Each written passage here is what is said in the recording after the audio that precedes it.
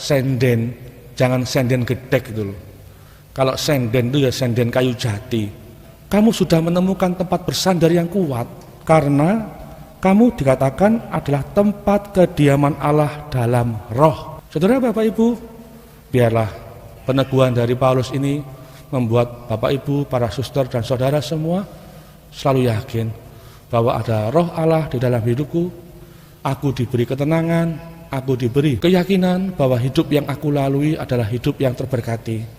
Boleh banyak pikiran, tapi jangan sampai kepikiran terus-menerus. Bapak Ibu, hidup yang penuh dengan kepasrahan, hidup yang penuh dengan penyerahan diri, ikhlas adalah salah satu bentuk wujud dari percaya kepada Tuhan. Saudara semuanya, semoga hari ini Anda dikaruniai pikiran yang tenang, berani untuk kemudian pasrah, untuk mengatakan tidak bisa kalau memang tidak mampu, agar jangan sampai terus-menerus kepikiran.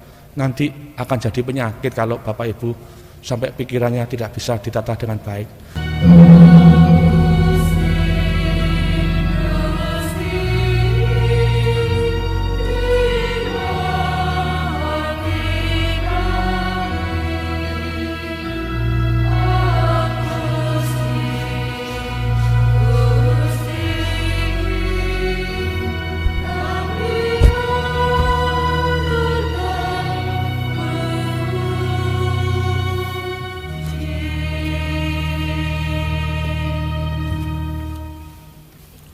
Dalam nama Bapa dan Putra dan Roh Kudus, amin. Rahmat dan damai sejahtera dari Allah Bapa dan dari Tuhan kita Yesus Kristus bersamamu.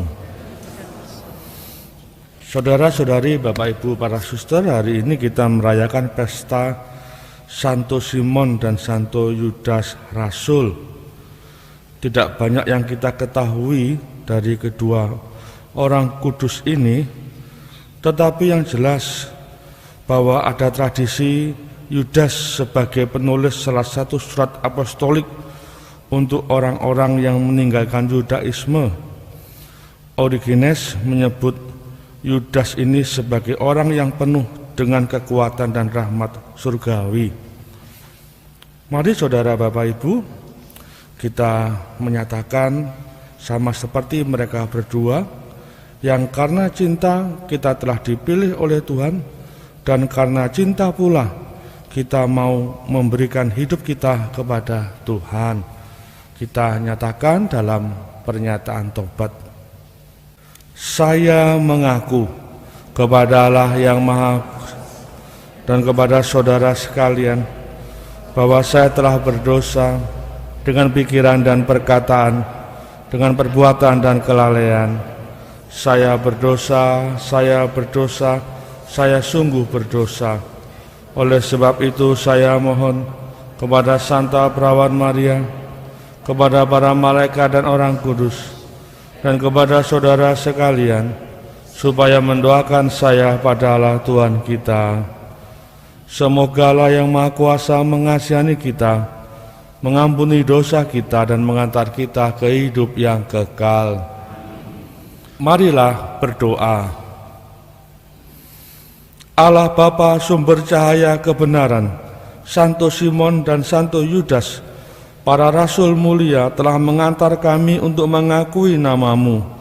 Semoga gereja-Mu semakin bertumbuh dalam iman dan semakin banyak orang yang percaya kepada-Mu dengan pengantaran Yesus Kristus Putra-Mu Tuhan kami, yang bersama dengan Dikau dalam persatuan Roh Kudus, hidup dan berkuasa Allah sepanjang segala masa.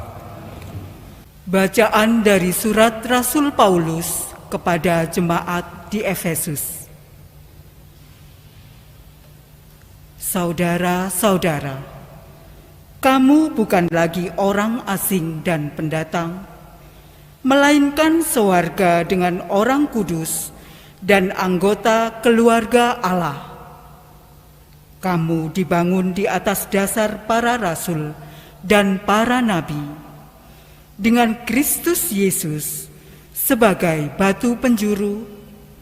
Di atas Dia tumbuhlah seluruh bangunan yang rapi tersusun menjadi bait Allah yang kudus dalam Tuhan. Di atas Dia pula kamu turut dibangun menjadi tempat kediaman Allah dalam roh. Demikianlah sabda Tuhan. Di seluruh dunia bergemuruh suara mereka. Di seluruh dunia bergemuruh suara mereka. Langit menceritakan kemuliaan Allah, dan cakrawala memberitakan karya tangannya. Hari yang satu mengisahkannya kepada hari yang lain, dan malam yang satu menyampaikan pengetahuannya kepada malam berikut. Di seluruh dunia bergemuruh suara mereka.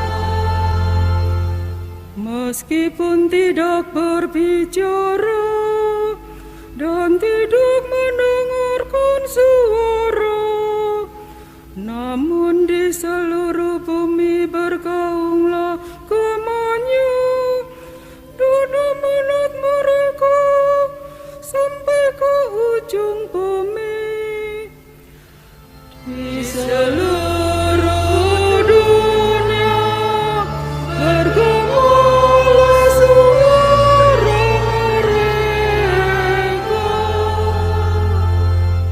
Haleluya, haleluya, haleluya.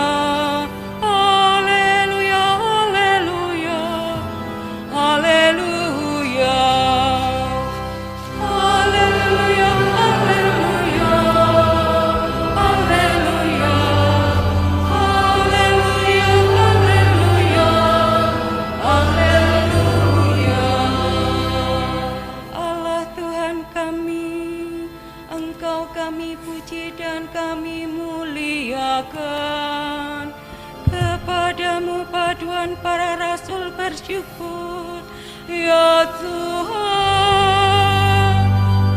Haleluya, haleluya, haleluya, haleluya, haleluya, haleluya. Tuhan bersamamu. Inilah Injil Yesus Kristus menurut Lukas. Sekali peristiwa, Tuhan Yesus mendaki bukit untuk berdoa. Semalam-malaman ia berdoa kepada Allah. Keesokan harinya, ketika hari siang, ia memanggil murid-muridnya, lalu memilih dari antara mereka 12 orang yang disebutnya rasul.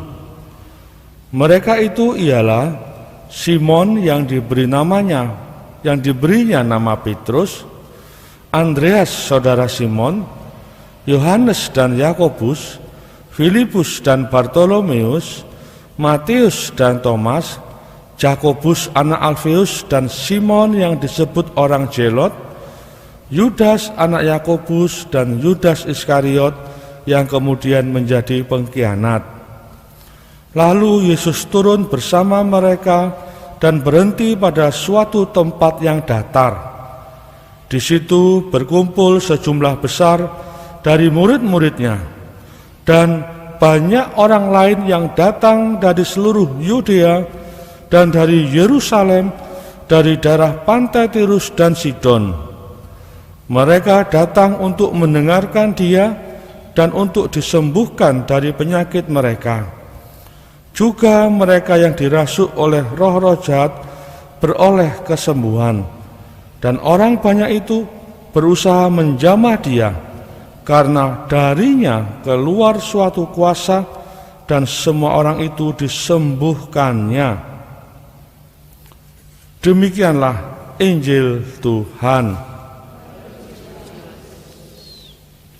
Bapak, Ibu, saudara-saudari, kita teruskan renungan kita dalam inspirasi rohani dari Santo Paulus.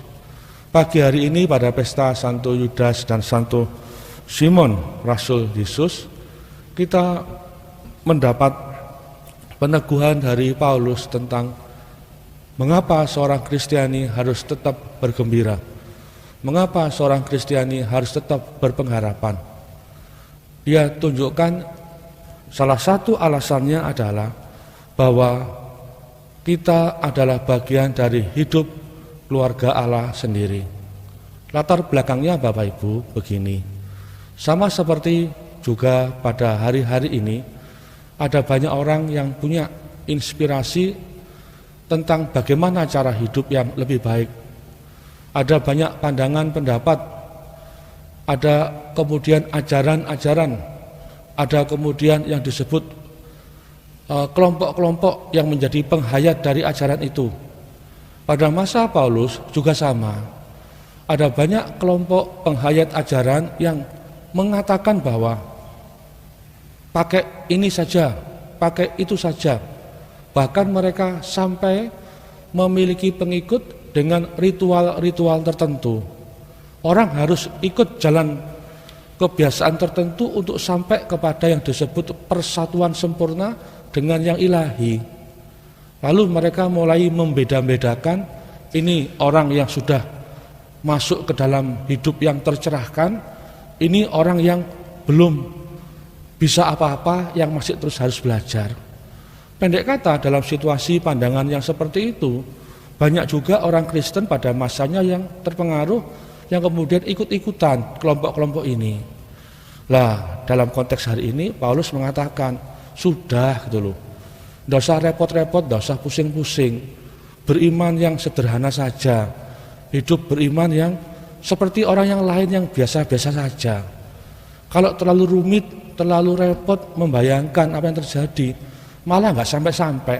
Nah, saudara, Bapak, Ibu, dalam gagasan ini, maka kata Paulus, cukup sudah dulu, bahwa kamu dengan menjadi seorang Kristiani yang disatukan dengan Kristus dalam pembaptisan, baptis itulah yang menjadikan dasar untuk kamu tetap tenang, tetap punya pengharapan bahwa kamu tidak mungkin hidup yang tidak baik kalau kamu memang kenal dengan sungguh apa yang disebut dasar-dasar kehidupan kita orang Kristiani. Nah, disebutkan dasar-dasarnya adalah bahwa kita ada dalam kesatuan hidup gereja. Nah, melalui gereja itu pula kita kenal siapakah Tuhan kita. Tuhan kita adalah Dia yang senantiasa mengasihi, Dia yang senantiasa menyertai. Tidak usah takut, cemas, nanti takut kemudian gagal. Tidak. Karena apa? Dikatakan oleh Paulus, kamu bukan lagi orang asing atau pendatang. Kamu ini anggota keluarga. Kalau anggota keluarga, pasti kamu akan mengalami pengalaman-pengalaman yang disebut dengan pengalaman hidup dalam keluarga, yang selalu dinantikan kedatangannya, yang selalu disambut dengan gembira kehadirannya. Pendek kata dikatakan, kamu ini harus sadar bahwa karena kamu dibangun di atas dasar para rasul dan para nabi, maka Kristus Yesus yang akan tetap menjadi batu penjurumu, tidak akan goyang-goyang. Nah, Bapak Ibu, sebagai penutup, kalau Bapak Ibu masih ingat ungkapan pada masa lalu, kalau senden, jangan senden gedek gitu loh. Kalau senden itu ya senden kayu jati dalam bahasa Indonesia. Kalau mau bersandar, jangan bersandar pada dinding rumah yang terbuat dari anyaman bambu.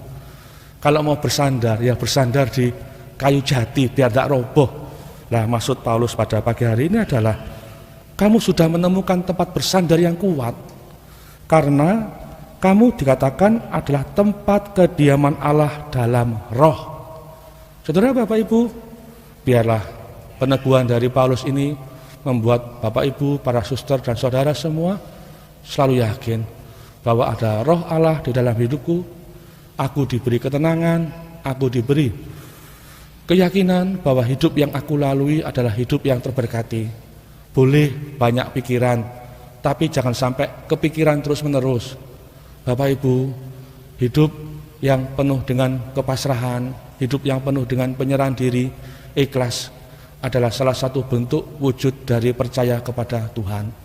Saudara semuanya, semoga hari ini Anda dikaruniai pikiran yang tenang, berani untuk kemudian pasrah, untuk mengatakan tidak bisa kalau memang tidak mampu, agar jangan sampai terus-menerus kepikiran. Nanti akan jadi penyakit kalau Bapak Ibu sampai pikirannya tidak bisa ditata dengan baik. Mari Bapak Ibu kita mohon berkat Tuhan dalam hari-hari yang kita lalui ini. Jika seorang mengasihi aku, ia akan menuruti firman-Ku, sabda Tuhan. Bapa-Ku akan mengasihi dia, dan kami akan datang kepadanya dan diam bersama-sama dengan dia. Marilah berdoa.